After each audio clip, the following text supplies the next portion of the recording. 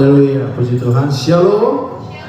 Sekali lagi shalom. Siapa yang masih bersemangat untuk kita ibadah kedua? Coba lambaikan tangannya, berikan senyuman. Katakan Tuhan Yesus baik. Haleluya. Ya, sebelum kita memulai, ini ada beberapa pengumuman yang ingin saya sampaikan. Yang pertama, konser diadakan setiap minggu. Multikultural bisa dapat hubungi Pastor Fani, dan ibadah di hari Rabu bisa hubungi Pastor Doni, dan di hari Kamis bisa hubungi Pastor Ray, dan di Jumat bisa hubungi Pastor Fani dan Pastor Villa. Sedangkan tim Sabtu bisa hubungi Saudari Puspa. Doa syafaat via Zoom tiap hari Rabu jam 7.30 malam diadakan via Zoom oleh Pastor Nur. Untuk retreat diingatkan tanggal 29 Maret sampai tanggal 1 April. Bagi yang belum mendaftar segera menghubungi Pastor Yedi. Terus untuk kegiatan Sabtu yaitu Net for Your Church, itu di setiap minggu pertama dan minggu ketiga akan diadakan secara onsite, dan Wolonggong akan diadakan secara onsite di hari Sabtu depan. Nursing Home akan diadakan di minggu ketiga di bulan depan, di bulan ini ya. Dan Praise and Worship di bulan ini akan diadakan di minggu keempat. Mari kita datang bersama-sama untuk menyembah Tuhan. Ya, mari kita akan mulai ibadah kita pada siang hari ini. Mari kita berdoa. Mengucap syukur segala kebaikan yang Kau berikan bagi kami Tuhan. Engkau memberikan kesempatan untuk kami dapat beribadah di tempat ini. Kami bersyukuri bahwa anugerah yang Kau berikan bagi kami tiada pernah habisnya Tuhan. Engkau baik, Engkau menyertai kami, bahkan Engkau memberikan kami berkat yang berlimpah-limpah. Kami sangat bersyukur Tuhan. Di hari ini Tuhan kami mau menghadap tatamu, kami mau menyembah-Mu, kami memulaikan ibadah kami pada siang hari. Kiranya Engkau memberkati ibadah dari awal, pertengahan hingga pada akhirnya berjalan sesuai dengan kehendak. Terpujilah nama-Mu Tuhan. Kami siap memulai ibadah ini hanya di dalam nama Yesus. Haleluya. Amin. Shalom saudara. Mari kita bangkit berdiri, kita hormati hadirat Tuhan yang telah hadir di tempat ini. Kita nyanyikan. Aku Tuhan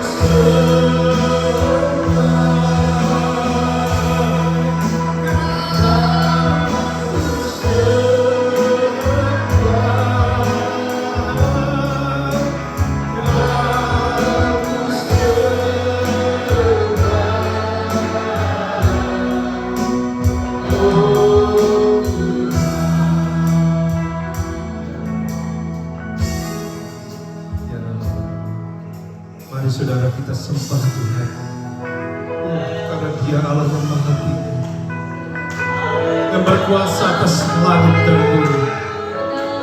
Kita nyanyikan lagi.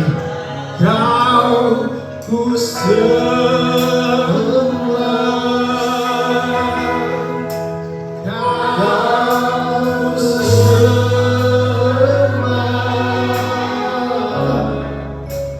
Kau sembah,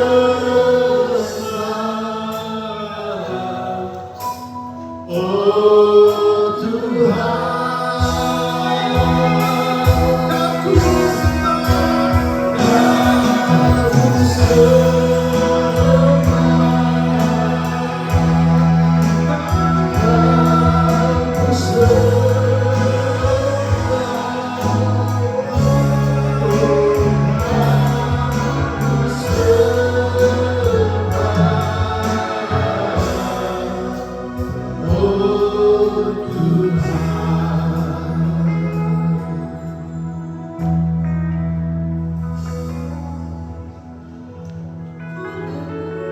Terima kasih Tuhan. Ini penyembahan dari kami Bapak. Terima kasih Yesus. Terima kasih Tuhan Yesus, biar Engkau yang terima, Engkau yang layakkan kami. Semua persembahan kami ya Bapak. Di dalam nama Tuhan Yesus kami mau mulai ibadah kami. Haleluya, mari sama-sama kita katakan amin. Mari kita bangkitkan lebih-lebih lagi jiwa kita dalam memuliakan Tuhan, karena kita punya Tuhan yang mulia. Amin, terpuji Tuhan yang mulia.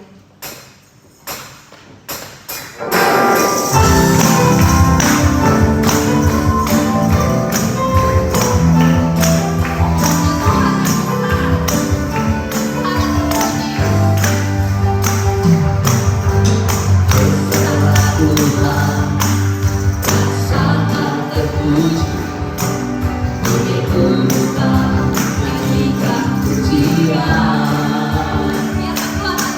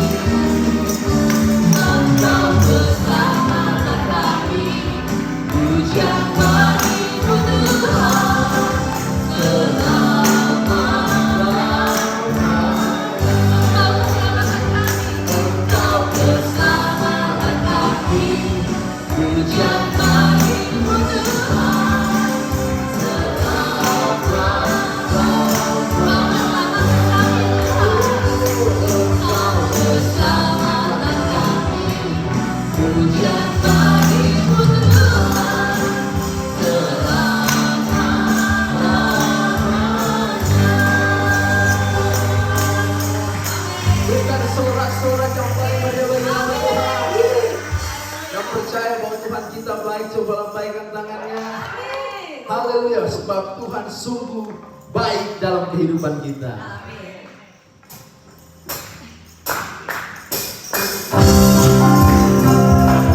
Sungguh Engkau baik, Engkau Tuhan.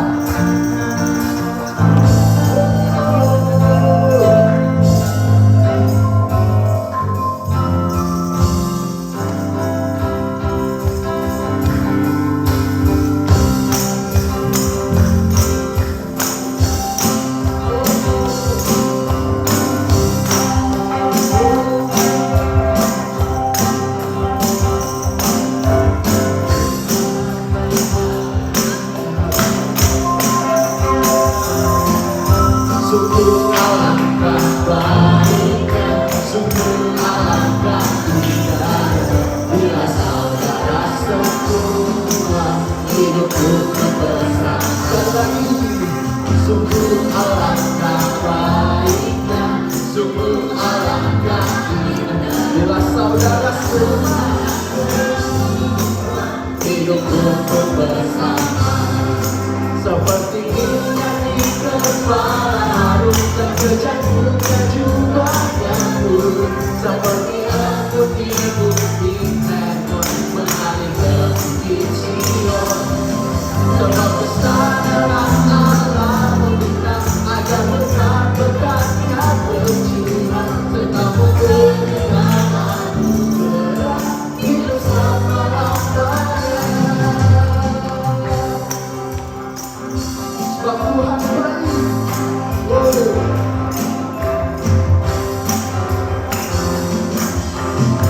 Sama-sama kita mengatakan sungguh alangkah baiknya, sungguh alangkah baiknya, sungguh alangkah indahnya, bila saudara semua hidupku bersama.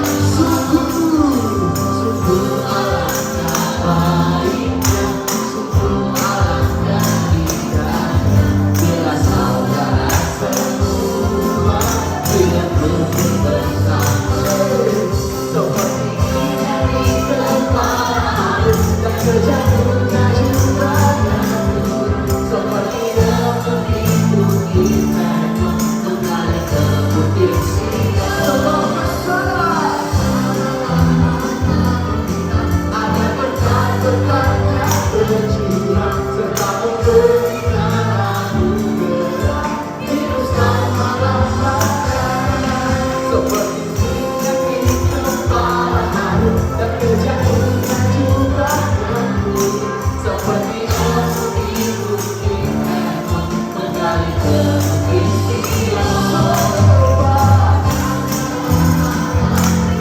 Agar berkat-berkatnya bercurah, untuk memberikan anugerah hidup selama-lamanya, serta memberikan anugerah hidup selama-lamanya, serta memberikan anugerah hidup selama-lamanya. Amin, amin.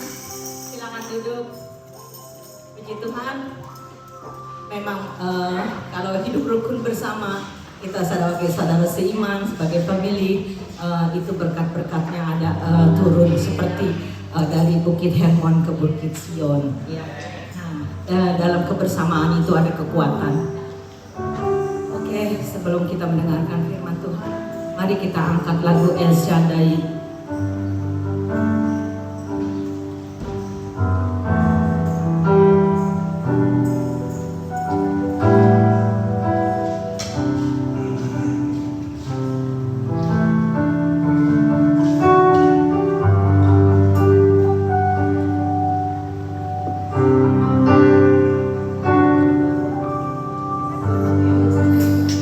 Kau sungguh berkuasa.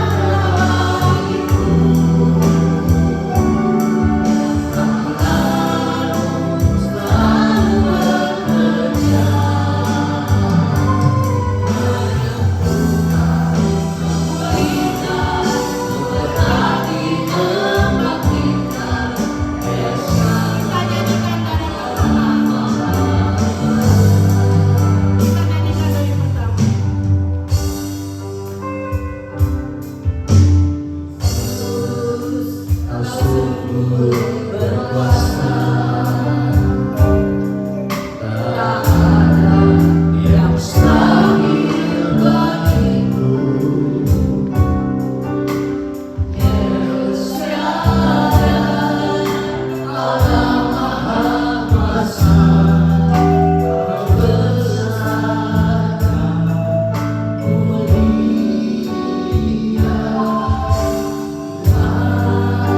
Kau sungguh percaya,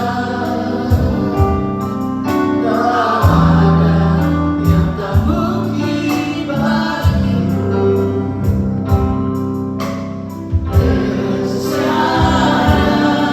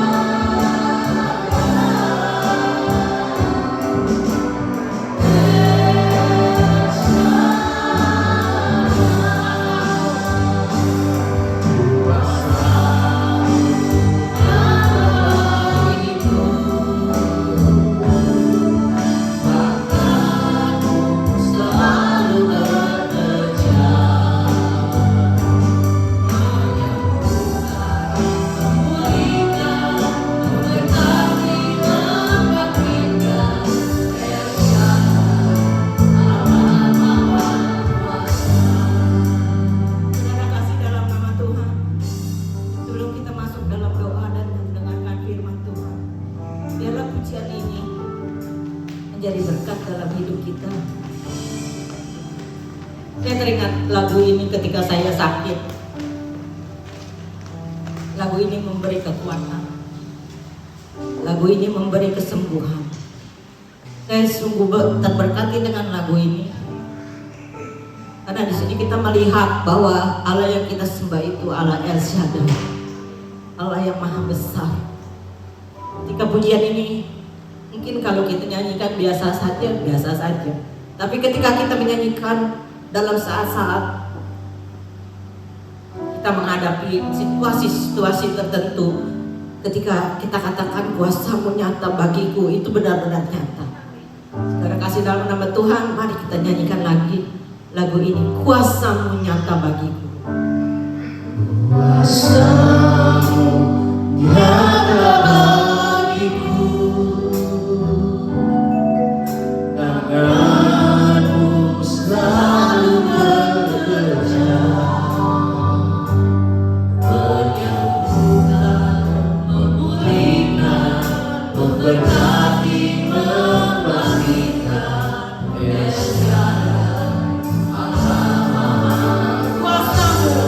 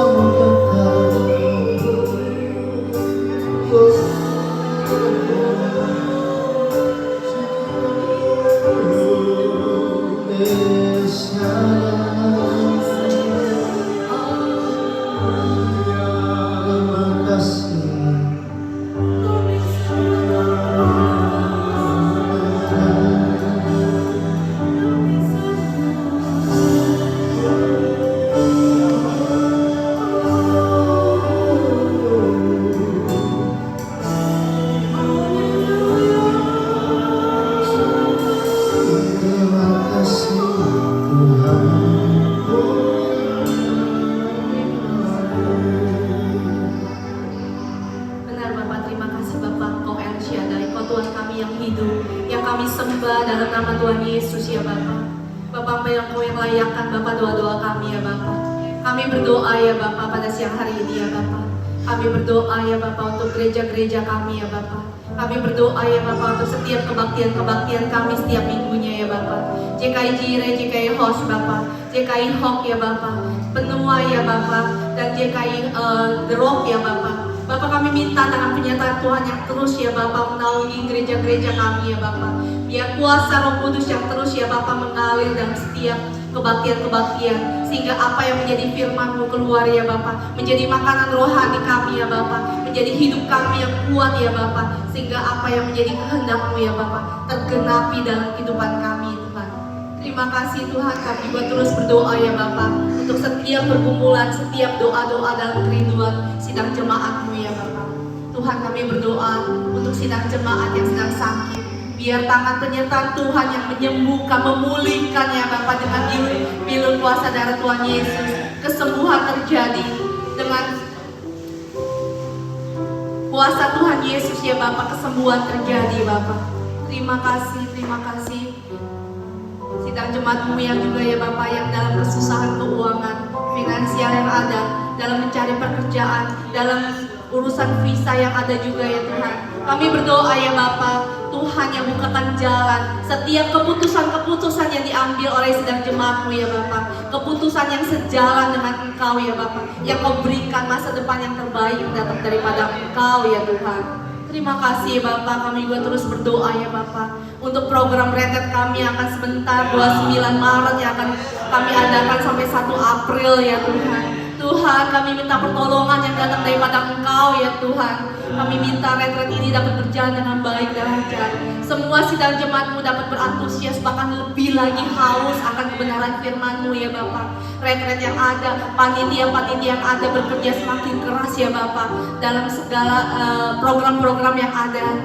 Kami percaya Tuhan, retret kami ya Bapa dapat berjalan dengan baik ya Bapa. Kau kuduskan, sucikan ya Bapa. Pastor Rubin Om juga ya Bapak, Kau berikan kesehatan pada hari yang dapat hadir membawakan isi hati-Mu, membawakan suara-Mu ya Bapak, sehingga apa yang kami dengar Bapak dapat tertanam bahkan menjadi buah yang lebat dalam kehidupan kami. Terima kasih ya Bapak, kami kuduskan Hotel Stanford yang akan kami pakai Bapak, dari semua lantai, dari timur, barat, utara, selatan, kami tutup bungkus dengan kuasa darah-Mu ya Bapak, sehingga hotel ini setiap kamar-kamar yang akan dihuni oleh sidang jemaat-Mu kami tutup bungkus dengan kuasa darah Yesus.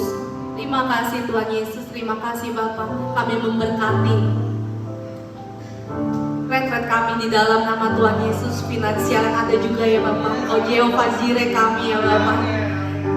Finansial yang kami butuhkan, kami percaya, kami terlalu percaya akan terpenuhi ya Bapak di dalam nama Tuhan Yesus. Terima kasih ya Bapak, kami serahkan doa-doa syafaat kami ya Bapak di dalam nama Tuhan Yesus.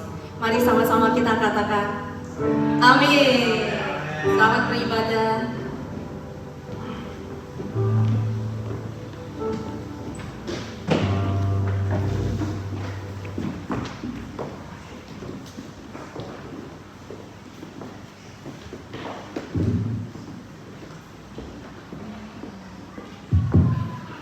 Shalom. Shalom saudara-saudara. Apa kabarnya? Di minggu siang menjelang sore ini, apakah saudara baik-baik saja? Amin. Saya berdoa biar kita semua tetap baik-baik saja dan dalam senantiasa dalam lindungan Tuhan. Mari saya ajak saudara untuk berdoa sekali lagi. Saya akan berdoa, nggak apa-apa, nggak usah berdiri. Terima kasih ya Bapak. Terima kasih untuk anugerah-Mu, terima kasih untuk kasih karunia-Mu Tuhan dalam kehidupan kami. Kami percaya Tuhan, saat ini kami ada di tempat ini bukan karena kebetulan, bukan karena kuat kami. Kami percaya Tuhan, kami ada di sini semua karena kasih karunia-Mu Tuhan yang begitu besar dalam kehidupan kami, yang gak pernah berhenti Tuhan, selalu baru setiap hari. Dan kami saat ini akan mendengarkan firman-Mu. Biarlah Kau urapi kami semua, urapi hamba-Mu. Biar bukan hamba-Mu yang berkata-kata, tapi Roh Kudus yang akan mengurapi kami semua sehingga pesan-Mu dapat disampaikan dengan baik. Terima kasih Tuhan Yesus, kami siap mendengar firman-Mu. Haleluya, amin. Ya, di minggu siang jelang sore hari ini saya mendapatkan kesempatan lagi dari Pastor Pak Iwan untuk membawa firman Tuhan, dan saya percaya ini adalah suatu kesempatan yang baik karena kita masih dikasih kepercayaan untuk melayani. Dan pada sore hari ini saya udah bikin PowerPoint sih, tapi ya mudah-mudahan tadi Cilusi sedang berusaha untuk memperbesar hurufnya karena saya jarang bikin PowerPoint. Mudah-mudahan akan terbaca ya, tapi kalau nggak kebaca ya nggak apa-apa lah. Saya akan sampaikan secara manual. Oke, jadi judul khotbah saya pada hari ini adalah menggerakkan kuasa Roh Kudus untuk menjadi roh hikmat. Nah, sesuai dengan tema besar host di tahun ini yaitu 2024 The Year of Being Wiser. Jadi di tahun 2024 ini kita diajak nih sama gembala kita nih untuk menjadi lebih bijaksana, untuk menjadi lebih berhikmat. Nah, kalau kita mau menjadi lebih bijaksana, tentunya kita harus berhikmat dulu dong, lebih. Kita tuh kita harus bijaksana dulu ya, benar ya. Orang kan kalau mau jadi lebih kaya tuh harus kaya dulu, benar? Atau belum kaya atau lebih kaya gitu. Nah, pertanyaannya, apakah setiap orang yang percaya itu pasti bijaksana, pasti berhikmat? Wah, nggak ada yang mau jawab nih, ragu-ragu semua nih. Oke, ya setiap orang yang percaya, setiap anak Tuhan, setiap orang Kristen tuh dia belum tentu dia berhikmat, atau dia berhikmat, tapi hikmat yang dari mana nih? Saya akan singkat cepat aja. Jadi hikmat itu sumbernya ada dua, saudara-saudara. Yang pertama ialah hikmat yang dari dunia. Satu lagi ya hikmat dari atas, dari hikmat Allah. Nah, kalau hikmat dari atas itu pasti sempurna. Nah, hikmat dari dunia itu kadang-kadang jadi hikmat dari dunia itu nggak sempurna, dan seringkali dipakai sumbernya itu bukan dari Tuhan, dan seringkali itu dipakai untuk kepentingan diri sendiri. Nah, saya kasih contoh yang gampang nih untuk hikmat yang dari Allah dan hikmat dari dunia. Kita tahu kan cerita Salomo yang disantri sama dua ibu-ibu, yang satu anaknya meninggal. Nah, sebenarnya itu ibu-ibu yang anaknya meninggal itu juga dia pakai hikmat, benar ya saudara? Tapi bukan hikmat dari itu kan, karena apa? Karena kita tahu itu mementingkan diri sendiri. Jadi waktu anaknya meninggal dia pintar, dia berhikmat gitu loh. Dia pintar, dia pakai hikmatnya, ya mungkin dari dunia, nggak tahu dari siapa, mungkin dari setan juga. Dia tukar kan bayinya. Nah, ini berhikmat ya sebetulnya. Benar ya, berhikmat ya. Tapi hikmatnya ya itu hikmat dari dunia. Nah, sedangkan hikmat yang dari Allah, nah itu seperti yang dimiliki oleh Salomo. Jadi Salomo tuh bisa memutuskan dengan adil dan bisa menyelesaikan masalah itu dengan baik. Nah, sore hari ini saya akan mengajak teman-teman untuk menggerakkan kuasa Roh Kudus yang ada dalam kita untuk bermanifestasi menjadi roh hikmat. Nah, seperti yang kita ketahui ya, jadi di dalam setiap orang-orang yang sudah percaya itu pasti di dalam kita ini sudah ada Roh Kudus. Amin, saudara, benar ya? Jadi waktu kita mengaku dengan mulut kita percaya, saat itu juga kita dimeteraikan dengan Roh Kudus, dan saat itu juga Roh Kudus ada di dalam hati kita. Nah, Roh Kudus itu adalah Roh Tuhan. Nah, tadi saya bilang hikmat yang dari atas itu sumbernya dari Allah sendiri. Nah, kita baca ya ayatnya ada di Yesaya 11 ayat 1 sampai dengan 2. Saya akan bacakan. Nah, Raja Damai yang akan datang judulnya. Jadi suatu tunas akan keluar dari tunggul Isai, dan taruk yang akan tumbuh dari pangkalnya akan berbuah. Roh Tuhan akan ada padanya, roh hikmat dan pengertian, roh nasihat dan keperkasaan, roh pengenalan dan takut akan Tuhan. Nah, saudara, di ayat ini disebutkan satu tunas akan keluar dari tunggul Isai. Nah, ini berbicara mengenai, karena dari Isai itu kan ada, Isai itu memperanakan siapa? Daud ya? Nah, dari Daud 28 keturunan, kemudian lahirlah Tuhan Yesus. Jadi ayat ini berbicara mengenai Tuhan Yesus. Nah, jadi disebutkan Taruk yang akan tumbuh dari pangkalnya dan berbuah. Roh Tuhan akan ada padanya, dan roh hikmat dan pengertian, roh nasihat dan keperkasaan, roh pengenalan dan takut akan Tuhan. Nah, ini adalah manifestasi dari roh Tuhan itu, nah, roh Tuhan ini sama dengan Roh Kudus. Maka saya bilang Roh Kudus itu akan, jika Roh Kudus itu ada dalam saudara, sebenarnya Roh Kudus itu juga ada dalam setiap kita, karena kita ini udah percaya sama, udah percaya kan? Di sini udah percaya semua ya? Apa belum ada yang percaya? Apa ada yang belum percaya? Kalau belum ada yang percaya, saya doain gitu. Saya yakin di sini kita sudah percaya kan dengan adanya kematian Tuhan Yesus telah mati, Tuhan Yesus bangkit dari ketiga, dan kita juga percaya bahwa Tuhan Yesus adalah Tuhan dan Juru Selamat kita. Nah, saya yakin di sini semua kita di dalam kita ini udah ada Roh Kudus. Maka dari itu, karena di dalam kita ini masing-masing udah ada Roh Kudus, tapi saya mau kasih tahu juga, nggak otomatis jika di dalam kita ini ada Roh Kudus kita akan menjadi berhikmat. Karena itu perlu untuk digerakkan, untuk didorong gitu. Nah, sore hari ini mari kita sama-sama ajak saudara untuk belajar bagaimana caranya agar Roh Kudus yang ada dalam kita ini dapat bermanifestasi. Salah satunya itu adalah menjadi roh hikmat dan pengertian. Ya, oke. Jadi sore hari ini gimana caranya? Oke, kita buka di Yakobus 1 ayat yang kelima. Saya akan bacakan. Ya, Cilusi kalau bisa ikutin ya ikutin aja, Cilusi kalau enggak ya nggak apa-apa. Di Yakobus 1 ayat yang kelima itu ada di slide yang nomor 8.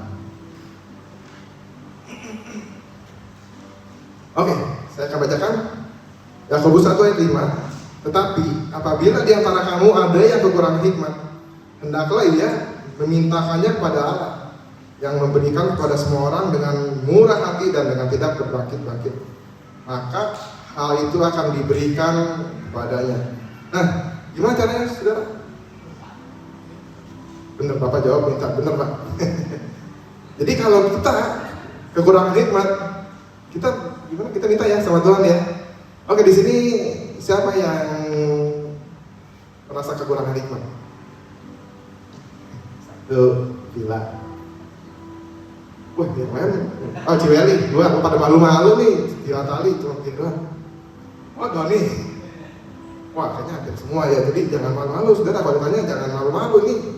Katakan gini dong, nggak kelihatan. Ya, jadi saudara, biasanya tuh kalau orang yang berhikmat, dia tuh akan merasa selalu kekurangan hikmat. Tapi kalau orang yang sudah merasa dia berhikmat, dia nggak bakal merasa kekurangan hikmat. Amin. Maka saya tanya sekali lagi, siapa di sini yang merasa kekurangan hikmat? Oh iya, semua ada semua. Oke, jadi kalau saudara merasa kekurangan masih belum berhikmat, minta sama Tuhan. Amin. Nah, gimana caranya minta? Itu ada di ayat selanjutnya. Oh sorry, ada di ayat 6. Yakobus 1 ayat 5. Yakobus 1 ayat yang ke-6 sampai yang ke-8. Tolong Cilusi bisa tolong tampilkan ke Cilusi. Soalnya di slide saya nih saya rubah akhirnya nggak masuk yang ini. Saya udah save berapa kali save akhirnya yang ini kebuang. Oke, Yakobus 1 ayat yang ke-6 sampai dengan yang ke-8.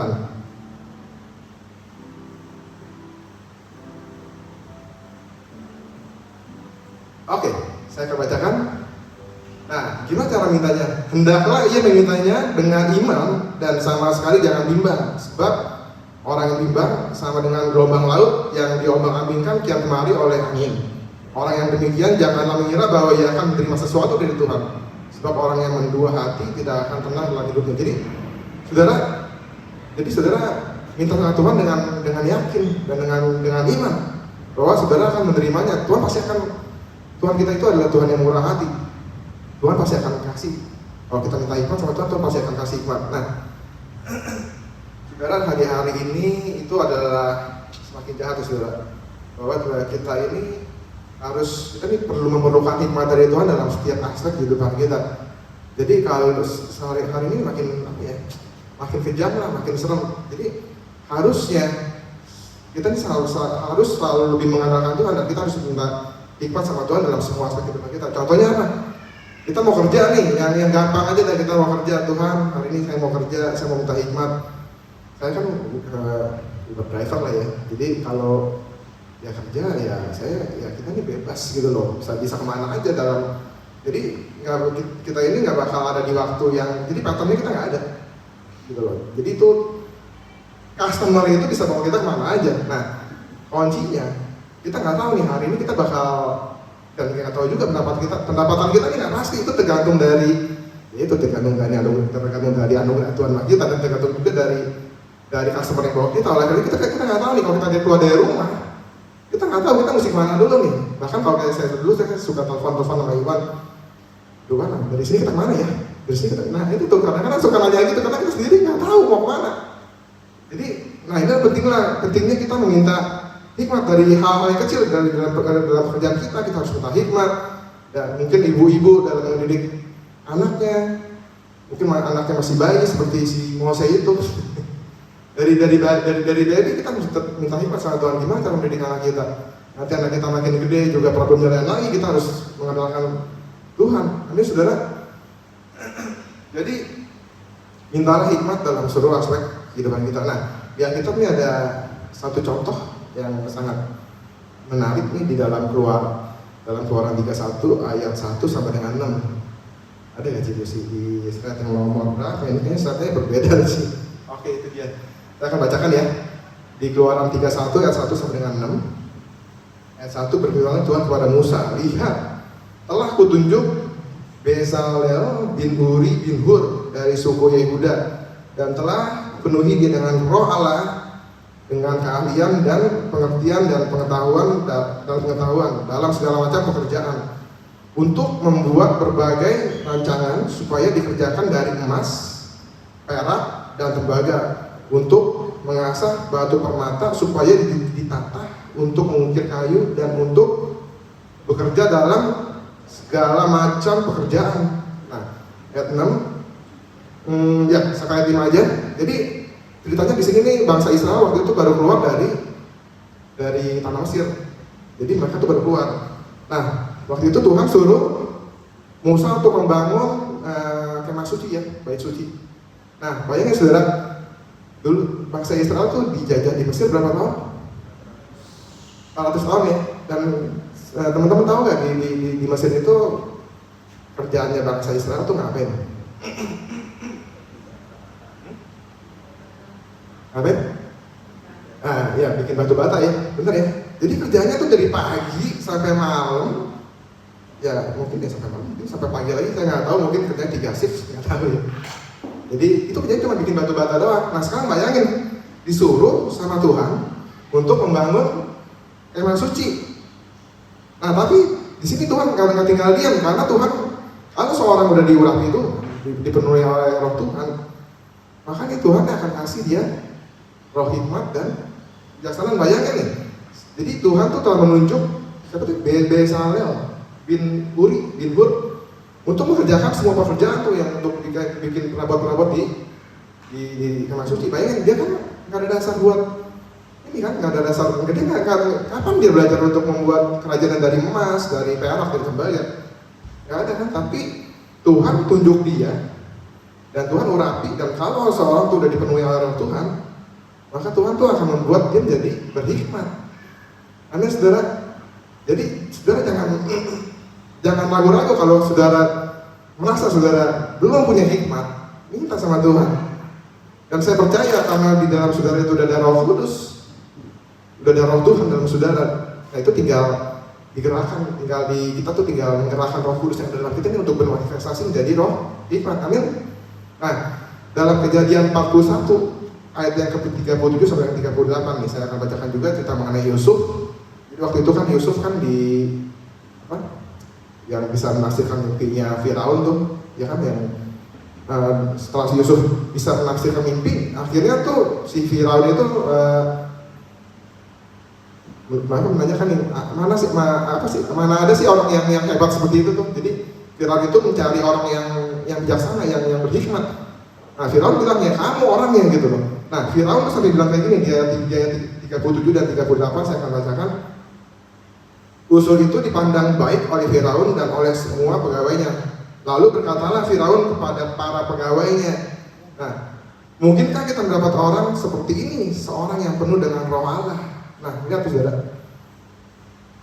Kalau kita diurapi Tuhan, bahkan Firaun tahu apa mengenai Allah yang sendiri. Firaun nggak tahu apa loh. Tapi Firaun bisa ngomong, lihatlah nih, mungkinkah kita mendapat orang seperti ini, seorang yang penuh dengan roh Allah? Kenapa Firaun bisa ngomong kayak gitu? Karena Yusuf itu benar-benar berhikmat. Nah, saudara, kalau saudara dipenuhi berhikmat dan dipenuhi oleh roh Tuhan, maka tuh orang-orang tuh di sekitar saudara tuh bisa melihat siapa Allah saudara. Amin. Siapa lagi itu? Amin, saudara. Mau dikasih hikmat sama Tuhan? Oh ya, minta sama Tuhan. Nah, saudara, saya mau cerita. Cerita saya udah lama sih, tapi sampai sekarang masih berbekas. Jadi saya itu adalah orang yang apa ya? Yang ya bukan aneh sih, antik lah. Soalnya gini, dulu waktu SMA papa saya tanya, kamu mau kuliah, mau sekolahnya apa? Kamu pilih deh. Jadi papa saya nggak pernah tentuin saya mau jadi apa gitu. Papa saya ya orangnya ngikutin aja deh. Dia support aja, tapi dia mau kalau saya udah ambil keputusan, dia mau saya bertanggung jawab. Nah, akhirnya singkat cerita, karena saya juga ya mungkin masih anak SMA gitu ya, masih nggak tahu mau ngapain. Nah, karena waktu di SMA itu ada pelajaran akuntansi yang saya pikir gampang gitu kan. Oh ya, akuntansi ya. Dan ternyata akuntansi di SMA itu cuman seujung jari kelingkingnya doang nih. Kalau kita masuk kuliah, ternyata anak SMEA, kan SMEA ya. Kalau anak SMEA itu tuh akuntansinya udah dalam. Akhirnya karena saya pikir, wah akuntansi gampang nih. Udah, saya ngambil accounting aja, saya mau jadi accountant gitu kan.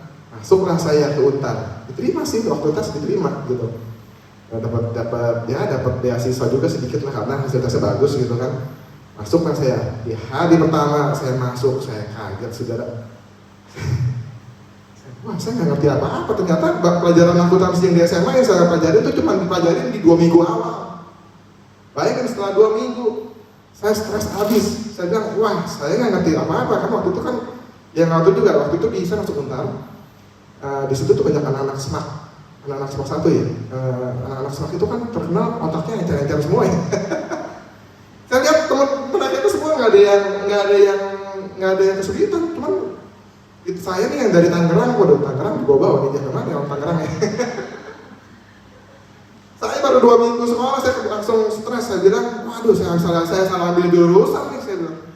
Gawat nih, terus saya langsung bilang sama saya, karena saya nggak berani sama saya.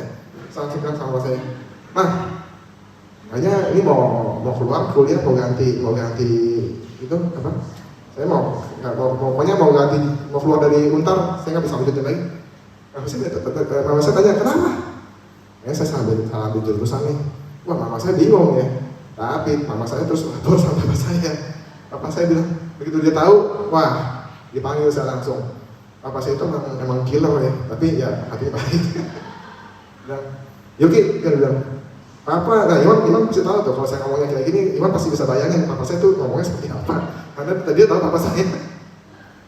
Dia langsung panggil saya duduk 4 mata gitu. Yuki, kata mama kamu mau berhenti kuliah ya? Iya Pak. Kenapa? Saya salah ambil jurusan Pak. Pak saya langsung nggak ngasih saya kesempatan ngomong lagi. Dia langsung bilang, pokoknya Papa nggak mau tahu. Kamu mesti selesai. Waduh, Tuhan tolong, Tuhan saya salah ambil jurusan. Di situ saya berdoa. Itu masih 2 minggu, itu masih ada kuliah tuh ada 4 tahun ya, saudara ya. Bayangin, waduh penderitaan saya terus gimana, tapi dari sejak itu saya belajar, saya berdoa, Tuhan saya nggak tahu apa-apa Tuhan. Tapi ya akhirnya saya lulus, dan dengan bukan nilai yang jelek juga enggak. Nah saya tahu, itu bukan karena saya, itu karena Tuhan yang kasih saya hikmat. Amin. Ya walaupun pada prosesnya itu, saya harus juga tetap melakukan bagian saya harus tetap belajar dengan keras, tapi dengan Roh Kudus yang ada dalam kita. Itu tuh Roh Kudus tuh bisa bermanifestasi dan jadi roh hikmat. Nah, lanjut sedikit lagi kesaksian saya. Lulus saya dari kuliah dari Untar.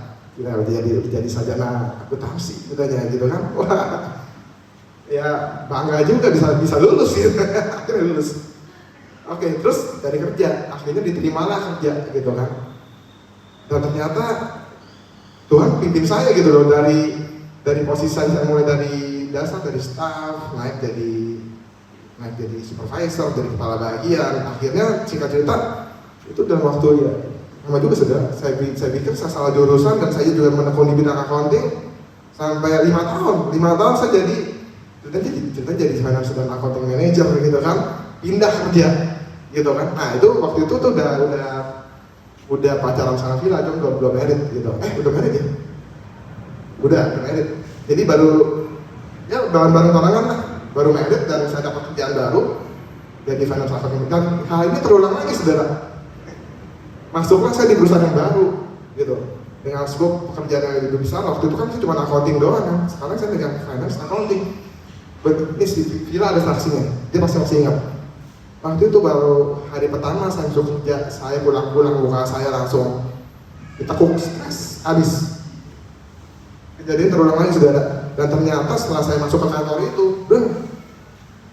wah itu tekanannya tuh stresnya luar biasa. Dan saya juga masih belum tahu, nggak ada pengalaman mesti ngapain di finance kayak gini, buset ya.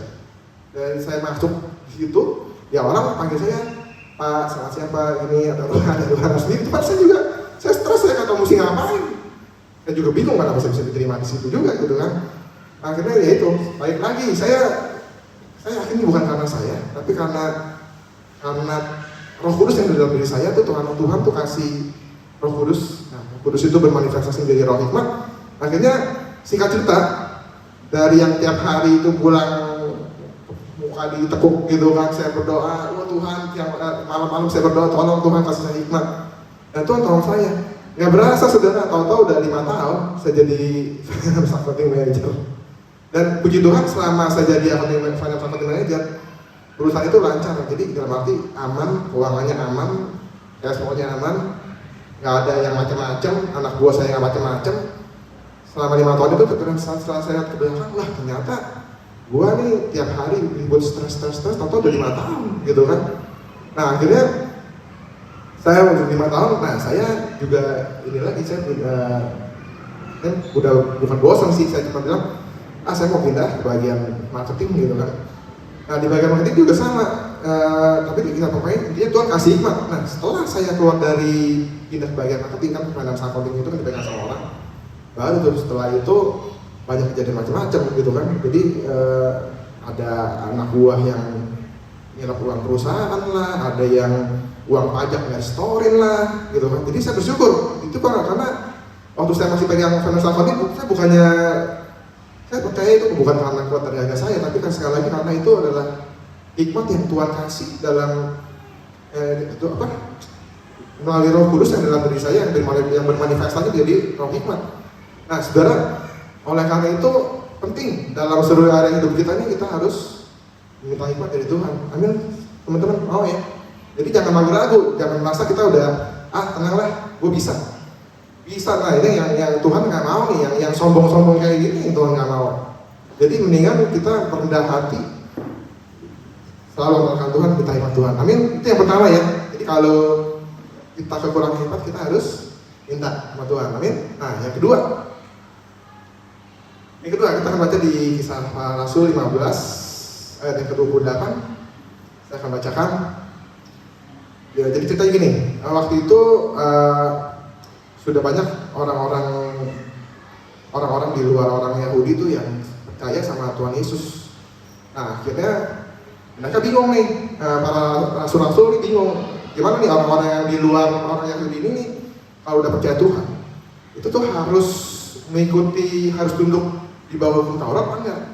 Akhirnya karena mereka bingung, mereka sepakat nih untuk mereka tuh mau mengadakan pertemuan di Yerusalem. Mereka tuh kumpul untuk meeting gitu, jadinya meeting gitu ya.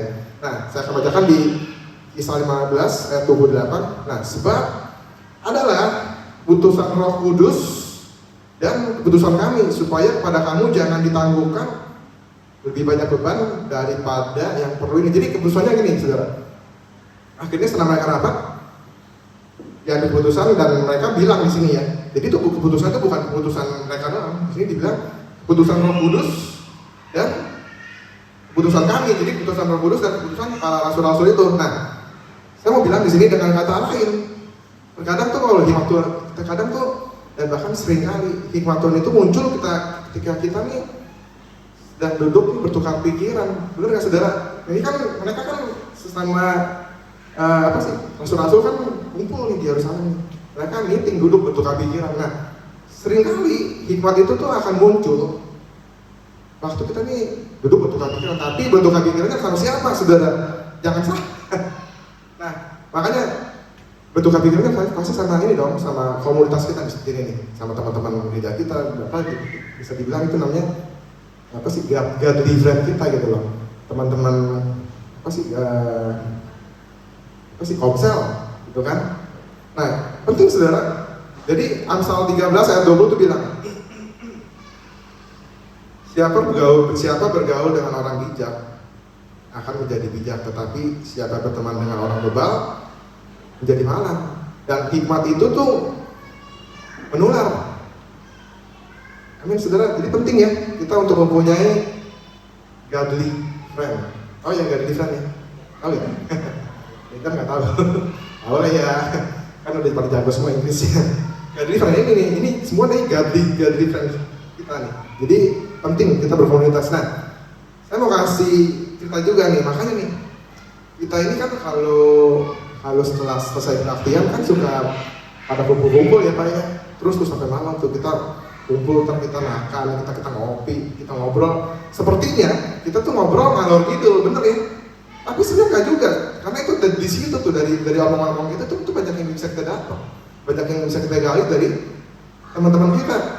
Contoh lah, saya nih mungkin orang yang paling apa ya? Mungkin orang yang paling bawel, orang yang paling suka cerita, orang yang paling suka nanya. Contohnya, tahu nih kalau Andi masih ingat gak? Kalau Andi sering kan saya tanyain, oh barusan saya ngelewatin ini nih, berhenti di sini ada ranger, kira-kira di foto saya mana ya? Oh kan nanya Koberi bener ya? Saya sering nanya gitu, Koberi nih kira-kira bakal dapat tiket ya? Nah, sebenarnya tuh saya nanya begitu, karena tuh saya mau lagi dalam rangka tuh bertukar pikiran gitu loh. Jadi seringkali dengan saya cerita kayak gitu, nanti saya dengar nih dari Koberi ngomong apa, dari Bapak ngomong apa, dari Koberi ngomong apa gitu kan? Dan terakhir saya juga berdoa, Roh Kudus ngomong apa gitu loh. Nah ini kan jadi hikmat gitu loh. Jadi kita nih kumpul-kumpul ini dan dipikir gak ada manfaatnya. Manfaatnya banyak. Amin saudara-saudara, teman-teman. Makanya itu penting banget nih. Komunitas ini penting. Jangan menjauhkan diri dari komunitas karena hikmat itu menular. Oke, ini yang kedua. Ada satu lagi yang terakhir. Wah, ini khotbah saya cepetan nggak ya? Oke, yang nomor 3 itu ada di Yosua 1 ayat yang ke-8. Oke, saya akan bacakan dulu Yosua 1 ayat ke-8. Janganlah engkau lupa memperkatakan kitab Taurat ini, tetapi renungkanlah itu siang dan malam, supaya engkau bertindak hati-hati sesuai dengan segala yang tertulis di dalamnya. Sebab dengan demikian perjalananmu akan berhasil dan engkau akan beruntung. Nah, ini kan Yosua 1 nih, saudara ya. Yosua 1 ini adalah permulaan dari waktu pergantian pimpinan dari Musa ke Yosua. Jadi, oke, kalau kita mundur ke belakang satu pasal itu ada di Ulangan 34 ayat 9 ya. Jadi pertamanya tuh sebelum si Yosua itu ganti Musa. Nah, Musa itu terus dia udah doain dia dulu. Nah, kita baca ya di Ulangan 34 ayat 9. Dan Yosua bin Nun penuh dengan roh bijaksanakan, sebab Musa telah meletakkan tangannya ke atasnya. Sebab itu orang Israel mendengarkan dia dan melakukan seperti yang diperintahkan Tuhan kepada Musa. Nah, jadi di Ulangan 34 itu di pasal terakhir Ulangan itu Musa itu tuh sebelumnya tuh udah menumpangkan tangan sama Yosua tuh. Musa itu sudah mendoakan Yosua sehingga Yosua dibilang penuh dengan roh bijaksana, dipenuhi dengan roh Tuhan. Nah, setelah itu dia jadi menggantikan Musa kan. Nah, di ayat Yosua 1 ayat 8 Tuhan ngomong begini, ini firman Tuhan sama Yosua. Jadi janganlah engkau lupa memperkatakan kitab Taurat ini, tetapi renungkanlah itu siang dan malam supaya engkau bertindak berhati-hati sesuai dengan segala yang tertulis di dalamnya, sebab dengan demikian perjalananmu akan berhasil dan kau akan beruntung. Jadi saudara, yang ketiga, jangan pernah mengabaikan firman Tuhan. Di sini kita lihat ya, Yosua sekalipun dia sudah dipenuhi oleh roh kebijaksanaan, sekalipun dia sudah dipenuhi oleh roh hikmah, tapi Yosua nggak pernah mengabaikan firman Tuhan. Amin. Nah, kenapa? Saudara jangan mengabaikan. Jadi kita nih jangan sampai mengabaikan firman Tuhan. Kenapa saudara?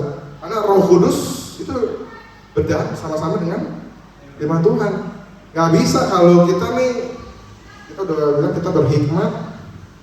Benar sih, pada saat itu kita berhikmat. Tapi kalau kita nggak pernah baca firman Tuhan, kita nggak pernah merenungkan firman Tuhan, itu hikmatnya akan pergi dari saudara. Karena ibaratnya tuh nggak pernah dikasih makan. Gitu loh. Nah, jika saudara terus makan firman Tuhan, maka Roh Kudus yang ada dalam kita ini akan memberikan hikmat bagaimana caranya kita ini mengaplikasikan ayat yang kita baca nih dalam kita dalam kehidupan sehari-hari kita. Itu Roh Kudus akan kasih kita hikmat. Kalau kita tahu bagaimana cara mengaplikasikan ayat yang kita baca dalam Alkitab, maka saya yakin kehidupan kita, perjalanan kita akan berhasil dan kita akan beruntung. Amin saudara. Jadi sekali lagi ya, jangan sampai mengabaikan firman Tuhan. Oke, jadi kita hari ini sudah belajar mengenai hikmat. Khotbah saya nggak panjang, jadi saya akan kasih konklusi. Nah, hari ini adalah jahat. Kita perlu hikmat Tuhan dalam semua aspek kehidupan kita. Nah, sebagai orang percaya, sebenarnya Tuhan tuh udah kasih Roh Kudus di dalam kita masing-masing. Waktu kita bilang tentang kita percaya, kita langsung dimeteraikan Roh Kudus. Nah, Roh Kudus adalah Roh Tuhan. Nah, Roh Tuhan inilah yang akan bisa bermanifestasi dalam diri kita ini menjadi Roh hikmat. Nah, bagaimana caranya? Simpel tadi, ada 3. Yang pertama, berdoa, minta hikmat. Yang kedua, bertukar pikiran dalam komunitas. Yang ketiga, tidak pernah mengabaikan firman Tuhan. Amin, saudara. Maka jika kita dipenuhi oleh roh hikmat, perjalanan kita akan berhasil dan kita akan beruntung. Amin. Firman Tuhan selesai. Apakah masih kurang panjang Pastor Iwan?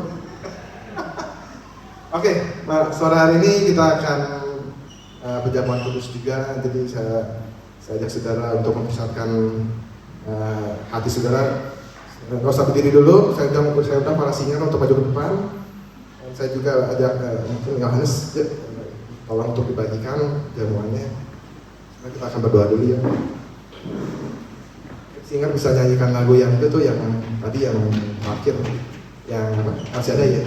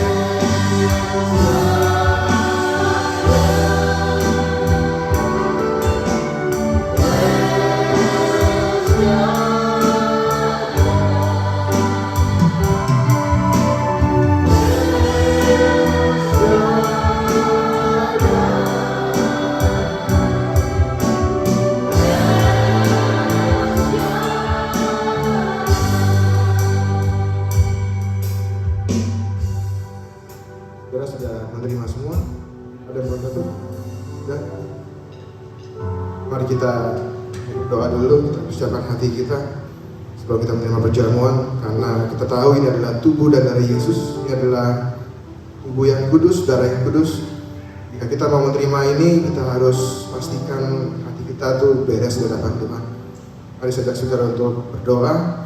Terima kasih Tuhan, ucap syukur Tuhan untuk kesempatan kali ini Tuhan. Kami akan menerima sakramen perjamuan kudus Tuhan, di mana kami akan memperingati Tuhan kematian-Mu dan kebangkitan-Mu Tuhan Yesus. Terima kasih kami mengucap syukur Tuhan Yesus untuk pengorbanan-Mu Tuhan di atas kayu salib Tuhan.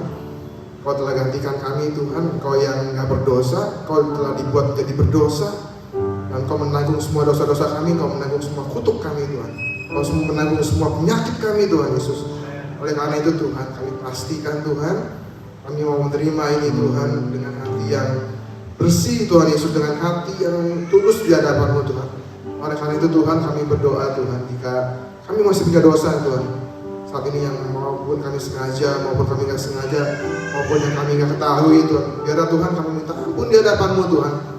Kami mau Tuhan, Kau mau kuduskan kami Tuhan, Kau mau sucikan kami, Kau mau layakkan kami Tuhan untuk menerima sakramen perjamuan kudus ini Tuhan. Terima kasih Tuhan, karena kami tahu Tuhan, tubuh-Mu, darah-Mu ini mahal sekali harganya Tuhan Yesus. Dan kami yakin Tuhan, kami nggak akan menyia-nyiakan Tuhan tubuh-Mu dan darah-Mu itu juga buat kami. Terima kasih Tuhan Yesus, kami siap Tuhan untuk menerima sakramen ini Tuhan. Terima kasih. Mari kita angkat tangan saudara, tangan kanan kita dengan roti ke atas. Sebab apa yang telah kuteruskan kepadamu telah aku terima dari Tuhan, yaitu bahwa Tuhan Yesus pada malam waktu ia diserahkan mengambil roti, dan sesudah itu ia mengucap syukur atasnya, ia memecah-mecahkannya dan berkata, inilah tubuhku yang diserahkan bagi kamu, perbuatlah ini menjadi peringatan akan aku. Mari kita makan sama-sama saudara dalam nama Tuhan Yesus.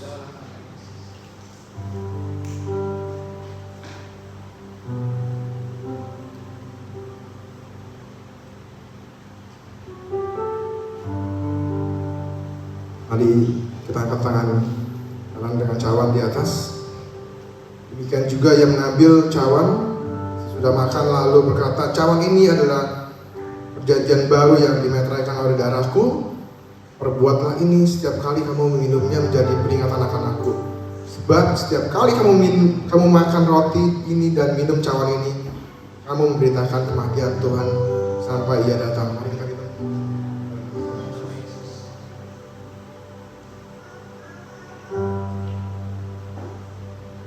Amin. Terima kasih Tuhan. Mengucap syukur Tuhan sekali lagi Tuhan untuk kasih karunia-Mu Tuhan yang begitu besar dalam kehidupan kami. Tuhan Yesus, terima kasih kami telah menerima sakramen perjamuan kudus ini Tuhan, dan kami percaya Tuhan, tubuh-Mu dan darah-Mu Tuhan akan menguatkan kami Tuhan, dan kami percaya Tuhan kami telah menang Tuhan dari setiap penyakit kami, dari setiap pergumulan kami, dari setiap permasalahan kami, karena kami tahu Tuhan dalam tubuh-Mu, dalam darah-Mu ada kuasa, dan kuasa-Mu gak pernah berubah dahulu, sekarang sampai selama-lamanya. Terima kasih sekali lagi Tuhan Yesus untuk anugerah-Mu yang besar bagi kami, dan kami akan siap Tuhan. Kami gak takut lagi, kami akan menghadapi hari esok yang penuh dengan tantangan, dengan penuh keberanian, karena kami percaya Tuhan. Satu hal kami percaya, karena kemenangan sudah ada di tangan kami. Terima kasih Tuhan Yesus, kami mengucap syukur kepadamu. Haleluya, amin. Saya serahkan kepada yang bertugas. Terima kasih. Silakan duduk saudara, kasih dalam nama Tuhan. Saudara diberkati dari firman Tuhan. Mari kita beri apresiasi dulu untuk Pastor Yuki. Terima kasih Pastor Yuki untuk kebenaran firman Tuhan. Sebentar kita akan memberi offering, kita membawa persembahan. Bisa juga dengan amplop yang sudah tersedia, atau juga lewat bank account Indonesian Christian Fellowship BSB 082 332, akunnya 835940914. Kita ada dua akun ya. Di sini ada Mission Fund, Jire Indonesian Christian Fellowship. Ini adalah fund untuk membantu hamba-hamba Tuhan yang ada di Indonesia. Mereka yang ada membuka gereja-gereja baru, mungkin di seluruh Indonesia. Kita menyokong mereka lewat dana ini yang akan disalurkan kepada mereka yang kita adopt di Indonesia. Mari kita bersatu di dalam doa sebelum kita memberi persembahan. Bapa, sungguh kami mengucap syukur Tuhan atas segala firman-Mu, atas segala berkat yang Kau berikan Tuhan di dalam ibadah kami hari ini Tuhan. Kami sungguh merasa sangat terberkati Tuhan di dalam setiap apapun yang kami terima saat ini Tuhan, baik berkat jasmani, berkat rohani, pengertian hikmat yang daripada-Mu Bapa. Biarlah Tuhan sebentar juga kami akan memberikan persembahan Tuhan, apa yang Kau sudah berikan di dalam kehidupan kami, pekerjaan, rezeki Tuhan, semuanya Tuhan. Biarlah untuk hormat kemuliaan kebesaran nama-Mu Tuhan. Biarlah sebentar kami yang memberi ataupun yang tidak Tuhan, kiranya Kau memberkati berlimpah-limpah Tuhan, sehingga semuanya Tuhan menjadi taburan berkat bagi hormat dan kemuliaan-Mu untuk memperluas pekerjaan-Mu Tuhan. Pakailah tiap-tiap pribadi kami, berkati Tuhan apa yang sudah kami tabur Tuhan. Kami percaya Tuhan bahwa Engkau turut bekerja, melakukan pekerjaan baik ketika kami bersama-sama dengan Engkau Tuhan. Terpuji nama-Mu Bapa, di dalam berkat nama Tuhan Yesus kami siap untuk memberi. Haleluya. Amin.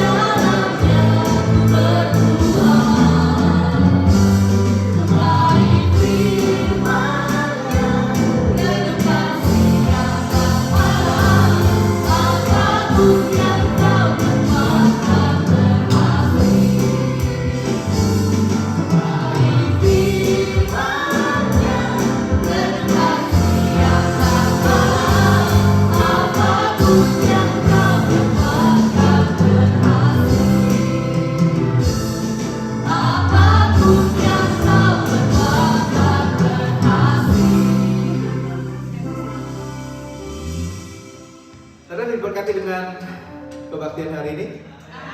Saudara, saya mau share sedikit soal retreat ya. Saudara, sudah menjadi kebiasaan dalam retreat kita itu patternnya selalu sama. Patternnya yaitu para peserta itu bayar sendiri akomodasinya, gereja akan cari dana untuk memberi mereka makan. Itu patternnya sudah begitu aja terus. Dari pertama kali saya ikut retreat ya begitu modelnya. Dengan catatan bahwa kita ingin mengajak sebisa-bisa mungkin jemaat untuk bisa ikut retreat. Karena sometimes berat bagi beberapa orang untuk bisa bayar keseluruhannya. Tadi pagi Bapak menjelaskan soal Hillsong Conference. Kok WC-nya bisa penuh, bisa bersih banget waktu pas Hillsong Conference. Saudara tahu, Hillsong itu punya student yang on city campus aja itu punya 450. Saya satu di dalamnya. Dan pas tahun pertama itu saya kebagian WC. Jadi setiap orang yang student di sana harus dapat tanda tangan dari leadernya untuk bisa lulus dalam subjek itu. Jadi harus serving di dua hall itu, di dua atau berapa day conference itu untuk bisa dapat tanda tangan supaya bisa lulus. Kalau nggak lulus ya sudah tidak kompeten namanya gitu. Jadi menurut saya sih ada setengah paksaan juga sih gitu ya. Dan harus bersih, ada leadersnya itu biasa senior. Jadi di tahun kedua atau di tahun ketiga mereka yang tahun kedua, tahun ketiga mereka itu punya selain dilatih untuk melatih leadership mereka juga dilatih untuk bisa itu. Dan yang baru-baru masuk biasanya langsung kedapatan yang bagian bawah-bawah itu. Bayangin, mereka punya 450 orang di City Campus dan mereka punya sekitar 1.000 orang student talk. Mereka punya volunteer sekitar 1.500 setiap tahunnya untuk bisa melayani di Hillsong Conference. Makanya volunteersnya bisa banyak banget dan semua volunteers itu harus datang untuk dapat tanda tangan supaya mereka bisa lulus. Plus volunteer dari gereja, plus Hillsong itu keren banget. Tapi yang saya tahu adalah Hillsong itu tidak memberi makan para peserta conference-nya. Jadi makan siang, mereka bubar, pulang, malam ada session lagi, malam dipulangin lagi, mereka pulang lagi. Jadi Hillsong itu tidak memberi makan peserta conference-nya. Seperti pertanyaan murid-muridnya, Tuhan, orang segini banyak, berapa banyak yang harus aku bayar, berapa banyak yang harus dibayar untuk bisa kasih makan mereka semua. Karena kalau Hillsong Conference itu di atas 25.000, 35 orang gitu. Banyak ya, kasih makan 25.000, 30.000 orang. Kita kasih makan 80 orang aja kayaknya pot-potan ya. Jual martabak itu sampai tangan berotot itu. Saudara, tapi sekali lagi saya mau balikin kepada apa ya? Tradisi yang sudah bertahun-tahun kita kerjakan, yaitu kita mesti memberi makan para peserta retreat. Puji Tuhan, tahun ini 80 orang. Puji Tuhan. Nah, saudara, saya itu pernah tinggal di dalam satu kondisi yang tidak enak menurut saya. Kondisi itu adalah pertama kali ketika saya datang seorang diri, gereja harus bayarin catering saya sekitar $75 untuk dapat 2 kontainer kecil yang saya sendiri tidak bisa equip makan saya. Bapak ingat, Ibu pasti ingat. Saya masih tinggal di rumah Cilusi tanpa bayar. Mau makan KFC nggak bisa, mau beli chips sayang banget, mau beli apa mahal banget. Saya pernah tinggal plus lanjut itu datang bersama Nur dan Chloe. Saya pernah tinggal kira-kira sekitar 5 bulan di rumah Cilusi. Yang saya itu, menurut saya tidak bayar rent, menurut saya. Karena mereka tidak pernah minta. Pertama, saya kerja cuma dapat 180 per week. Mana cukup rent 1 kamar. Dan mereka ini rutin memberi saya makan. Setiap Selasa ada pizza night. My bro di sini nih. Kalau Cilusi bikin bakmi ayam, kita sekeluarga diberi makan. Mereka nggak bilang anak-anak gue dulu ya, anak-anak lu belakangan, nggak bilang gitu. Buat saya itu kondisi yang saya nggak suka banget kondisi itu. Tapi what can you do? Saya nggak bisa ngapa-ngapain. 5 bulan.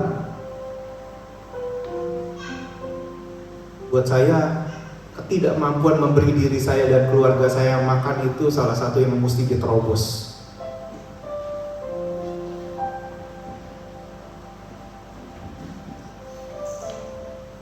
Mesti dilewatin.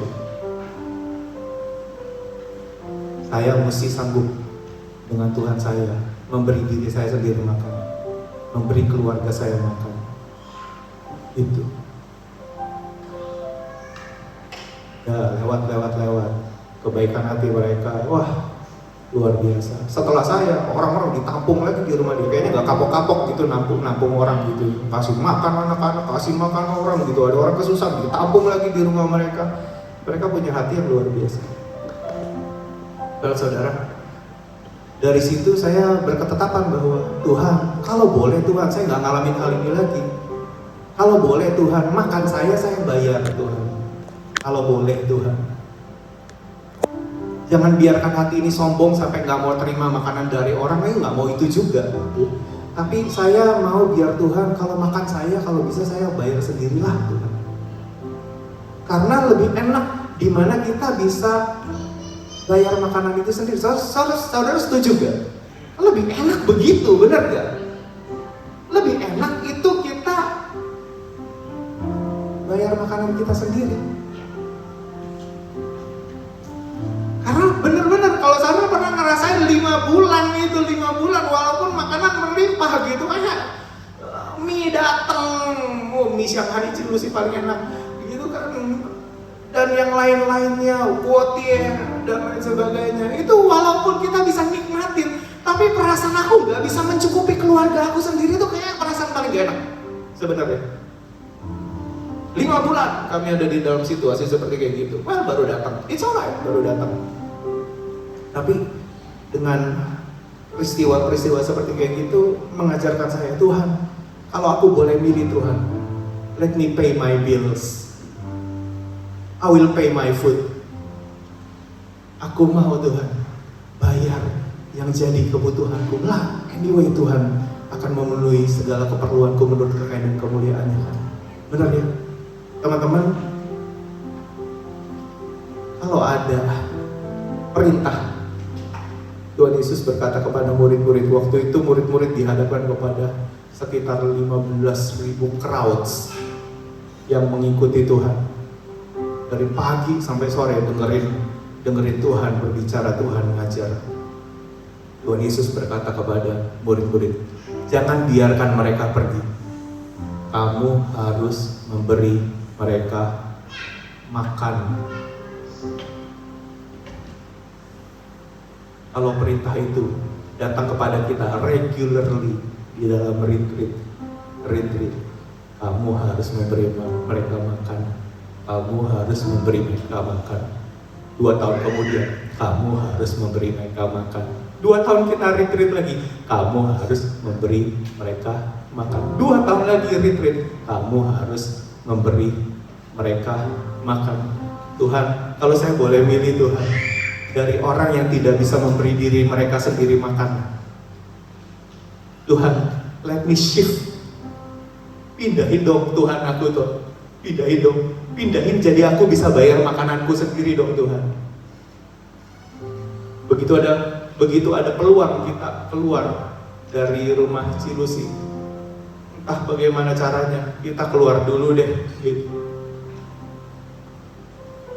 Dengan biaya rent dan biaya bayaran dan kerja saya cuma kerja 1,5 hari. Nur bantuin jaga. Kita shifting. Tapi waktu itu sih ya mie Shanghai datang terus sih. Tetap juga sih, tetap dikasih makan karena mereka punya hati memberi makan luar biasa gitu. Tuhan, kalau bisa Tuhan, aku udah di posisi ini, aku bisa mencukupi diri aku sendiri Tuhan. Let me shift Tuhan ke situ Tuhan. Aku mau merubah hidup aku Tuhan, supaya aku bisa jadi berkat untuk memberi makan orang-orang sesuai dengan regularly yang Tuhan berikan sebagai pattern. Tadi pagi Bapak ngomong soal pattern. Itu patternnya Hillsong tidak memberi makan peserta conference. Patternnya kita memberi makan peserta retreat kita. Bener ya?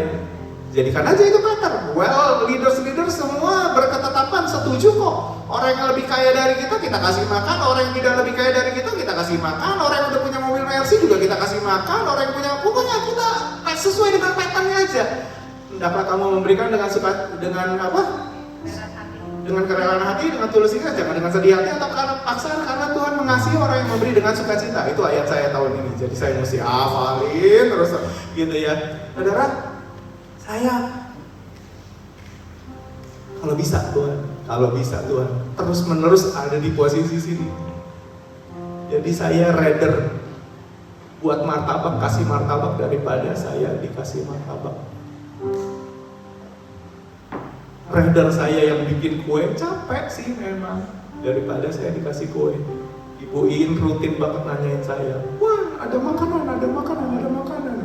Saya harus kempit nih, dikasih makanan sama Ibu Iin, kempit sama apa yang saya mesti kerjakan buat memberi makan orang, kan gitu. Kalau lebih banyak dikasihnya, berarti kan saya balik lagi ke situ nih, benar gak? Saya sudah capek-capek berjuang dari situ memberi makan diri sendiri sampai ke sini nih. Saya mau jadi orang yang memberi makan orang-orang. Tuhan, ada peserta retreat itu ada 80 Tuhan. I want to be the parts. Atas perintah Tuhan kepada murid-muridnya, kamu harus memberi mereka makan. Teman-teman, jangan kecil hati, jangan merasa rugi, karena shifting itu terjadi dan lebih enak ternyata.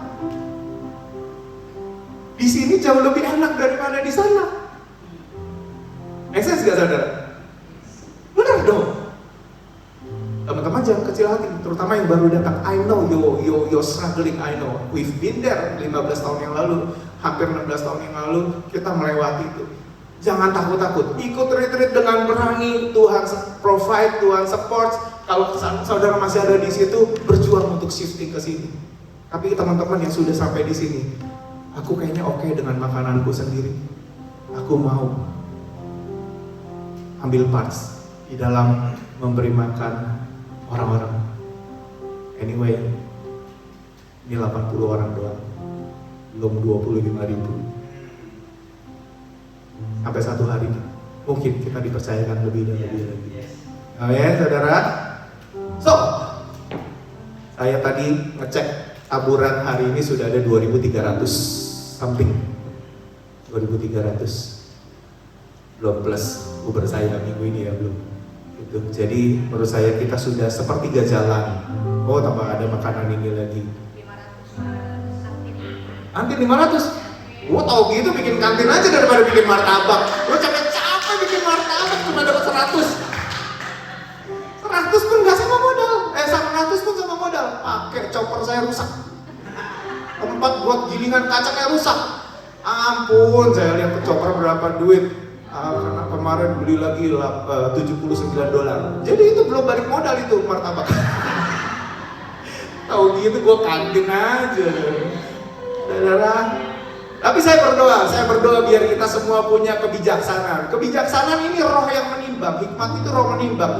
Menimbang bahwa kalau di sini tuh lebih gak enak daripada yang di sini. Kalau yang di sini tuh jauh lebih gak enak daripada di sini. Aku jauh lebih enak di sini. Nah, itu hikmat, kemampuan untuk menimbang. Ada loh orang-orang yang merasa bahwa kalau diberi itu lebih enak. Kalau lebih murah bayarnya lebih enak gitu.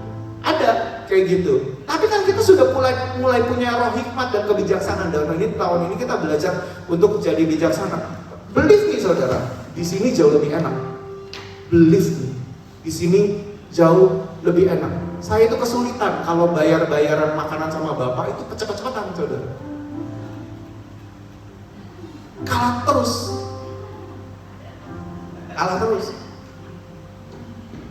Kemarin kita makan, saya bilang, Pak saya aja yang bayar, karena saya nggak kuat bayar asuransi Paket. Jadi saya bayar makannya. Saya bilang, Pak saya yang bayar makannya Pak, Bapak yang bayar asuransinya. Wah kuat asuransinya hampir 20.000 saudara. Dia bilang saya bayar makannya aja deh Tuhan. Gitu. Bapak balikin tanpa sepengetahuan saya, Bapak balikin duitnya. Kapan gue bisa ya? Cepet-cepetan. Udah. Tetap jauh lebih enak orang yang bisa sanggup untuk memberi mereka makan, tapi tentunya dengan roh kebijaksanaan. Ketika kita memberikan dengan sukacita, ketika kita memberi dengan sukacita, kita melakukan dengan sukacita, percayalah Tuhan. Saya suka kalimat ini. Tuhan mengasihi orang yang memberi dengan sukacita. Wah, dikasihi Tuhan. Benar gak? Saya suka kalimat terakhirnya, Tuhan mengasihi orang yang memberi dengan sukacita. So teman-teman, kalau saudara bisa add another couple $100 di dalam retreat ini, bayar makananmu sendiri, kalian akan senang. Kamu masih bisa add another couple $100 buat ikutin perintah Tuhan. Kalau Tuhan bilang, kamu harus memberi mereka makan, kita bisa mengerjakannya dengan ketaatan, obedience. Amin. Tapi sekali lagi, semua harus koridornya sukacita, koridornya harus senang. Saya bilang sama Vero, kamu mengerjakan ini sudah 2 minggu, sudah 3 minggu. Endingnya apa? Kamu senang, makin senang apa enggak nih? Kalau makin enggak senang, hati-hati, sayang. Karena harusnya semua yang kamu kerjakan itu harusnya bikin kamu senang. Harusnya begitu. Jangan orang lain semua senang, kamu tidak. Gitu kan. Semua senang, enak, tapi kamunya sendiri tidak senang. Bahaya gitu. Sama, saya juga sama. Waktu pas saya bikin martabak gitu kan, endingnya harus saya senang nih. Kalau saya nggak senang, bahaya gitu. Semua kalian senang, saya tidak. Saya pahit hati semua gitu kan. Saudara, ya pokoknya saudara, kalau saudara punya kesempatan untuk shifting beberapa step ahead, do it. Kalian akan jadi orang yang lebih berbahagia. Terima kasih Koryandi yang 5 bulan keluarga kami disupply dengan luar biasa. Hari ini kita ada karena melewati 5 bulan pertama itu ya, my bro ini sudah luar biasa menjaga makan kita. Tidak kurus sama sekali. Saudara, yuk kita bagi berdiri, saudara. Well, saya berharap retreat ini ada kebangkitan rohani. Saya berharap di retreat ini ada kedewasaan rohani. Saya berharap di retreat ini ada pemulihan rohani terjadi buat semua peserta retreat. Amin. Yuk kita selesai ya. Bapak di surga, terima kasih Tuhan buat kebaktian hari ini. Ajar kami Tuhan Yesus untuk bisa tetap berpengharapan, menjadi orang lebih bijaksana Tuhan Yesus. Kami punya pertimbangan-pertimbangan yang memang Kau sendiri Tuhan menaruh kebijaksanaan dalam kehidupan kami, supaya kami bisa berlaku, supaya kami bisa mengerjakan yang sesuai dengan kehendak-Mu Tuhan Yesus. Terima kasih Tuhan, di depan kami ada retreat 4 minggu lagi Tuhan Yesus. Kami berdoa Tuhan, berikan kami kesanggupan, kemampuan Tuhan Yesus, ketaatan Tuhan Yesus untuk mengerjakan segala sesuatu yang kami harus kerjakan dengan sepenuh hati kami Tuhan. Dan kami jadi orang yang berbahagia karena Kau memilih kami. It's a privilege. Kau memilih kami sebagai salah satu sarana Tuhan Yesus untuk menjadi berkat bagi banyak orang. Terpuji nama-Mu, Bapa, kami mengucap syukur. Tuhan, sekarang Tuhan Kau memberkati akan anak-anak-Mu yang ada di sini Tuhan Yesus. Tuhan, diberkati pekerjaan mereka, diberkati apa yang mereka kerjakan semuanya Tuhan, yang mereka cita-citakan masa depan mereka Tuhan, Kau yang pegang Tuhan Yesus. Kami berdoa Tuhan Yesus, berikan bonus Tuhan, berikan jam lembur Tuhan, berikan kemurahan-Mu Tuhan Yesus, berikan masa-masa kelimpahan Tuhan Yesus, supaya kami bisa shifting Tuhan Yesus dari orang yang diberi makan menjadi orang yang sanggup memenuhi kebutuhan kami sendiri, sampai kami bisa jadi orang yang memberi dengan sukacita. Terpuji nama-Mu Tuhan Yesus. Damai sejahtera yang daripada Allah Bapa, cinta kasih yang daripada Tuhan Yesus Kristus, serta persekutuan yang indah bersama dengan Roh Kudus boleh menyertai kehidupan kita semua sampai Maranatha Tuhan Yesus datang untuk menjemput kita yang kedua kalinya, dan kita boleh didapati sebagai hamba yang setia dan berkenan di dalam nama Tuhan Yesus Kristus. Semua yang diberkati boleh Tuhan boleh sama-sama katakan amin, amin, amin. Tuhan Yesus memberkati kita semua. God bless, God bless, God bless.